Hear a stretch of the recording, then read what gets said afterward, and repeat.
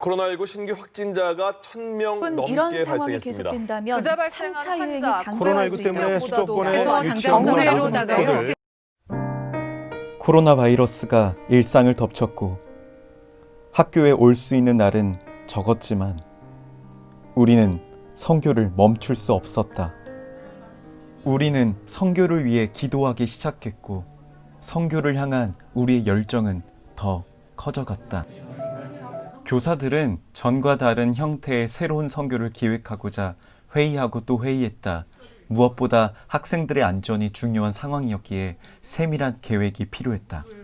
처음에 선교를 할 수 있을지 참 걱정이 많았습니다. 상황이 계속해서 좀 어려워지고 하지만 우리 10학년 아이들한테 이 선교의 일정이 너무나도 소중한 시간이기 때문에 저희가 이 기간은 정말 포기할 수 없겠다라는 생각이 들었습니다. 선교의 첫 번째 과정은 나의 복음을 정리하는 것이었다. 복음을 전하는 자로서 복음이 무엇인지를 분명하게 알고 정리하는 것이 필요했다. 지난 선교를 준비해보니까 아이들이 자신의 어떤 주변이나 환경 또 어른으로부터 들었던 내용을 통해서 복음을 정리했다는 것을 알게 되었습니다. 그래서 이 부분을 좀 어떻게 보완할까라는 생각을 하다가 자기 스스로 정말 치밀하게 깊이 있게 복음이 어떤 것인지 스스로 정리해보는 시간을 가졌으면 좋겠다라는 생각으로 이렇게 프로그램을 진행하게 되었습니다.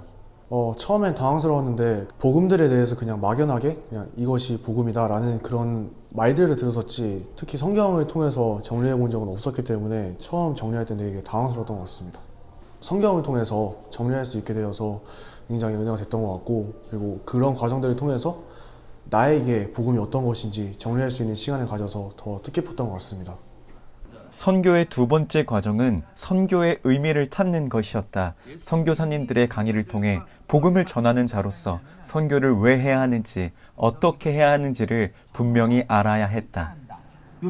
선교사님 말씀을 들으면서 제가 지금까지는 너무 저의 신앙만 괜찮고 저의 신앙만 성장하면 된다라고 생각했었던 것 같아요.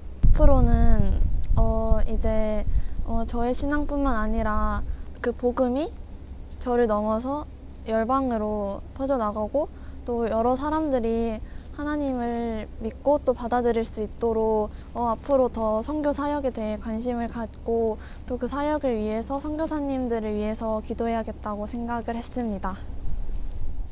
선교의 세 번째 과정은 개인별로 선교 프로젝트를 진행하는 것이었다. 언택트 시대에 복음을 전할 새롭고 창의적인 방법이 필요했고 우리는 이것에 과감히 도전하게 되었다.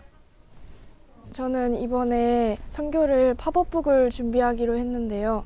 아직은 복음에 대해서 낯선 어린 아이들에게 전하기 위해서 만들었습니다.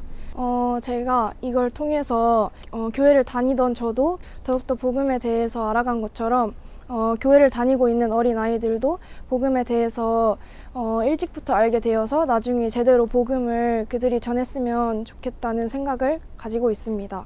단기 선교의 과정은 이제 곧 마무리되지만 이것이 끝이 아니란 것을 우리는 알고 있다. 일상에서 선교적 삶을 사는 것, 복음을 소유한 자로서 복음을 전하는 삶을 살아야 한다는 것, 이번 선교를 통해 우리가 배운 하나님의 뜻이다.